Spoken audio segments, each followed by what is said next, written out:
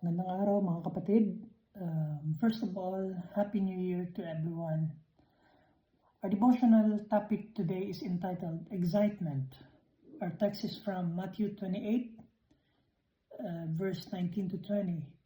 Therefore, go and make disciples of all nations, baptizing them in the name of the Father, and of the Son, and of the Holy Spirit, and teaching them to obey everything I have commanded you.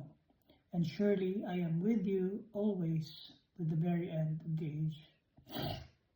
The previous year may be a mess or victorious one, but year 2024 has ended, and year 2025 has begun. New year, new hopes, dreams, goals, expectations, or maybe a list of New Year's resolution. Just a mere thought of something new could make us excited. Question is, how far can that excitement go? As believers of Jesus, what makes you excited for this year?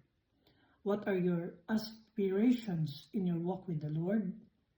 Are you ready to lay your burdens before the Lord or continue to carry on with burdens on your back? Are you excited to move from being a believer to a disciple of Jesus? We must be excited to shine our light to the lost, so that they too will have the opportunity to hear the gospel. As Jesus said in Matthew 28, verse 19 to 20 was our text, therefore go and make disciples of all nations, baptizing them in the name of the Father, and of the Son, and of the Holy Spirit, and teaching them to obey everything I have commanded you. And surely I am with you always to the very end of the age. The exciting promise of Jesus as we reach others or the lost is that He will be with us through the Holy Spirit, not just this year, but to the very end of the age. Are you excited to reach someone for Christ this year? Let us pray.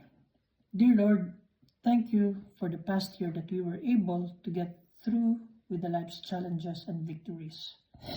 We are thankful for this brand new year as we begin. We pray that you will help us listen to your directions in our walk with you and as we reach the lost. Make us delighted, faithful, and obedient disciples of yours.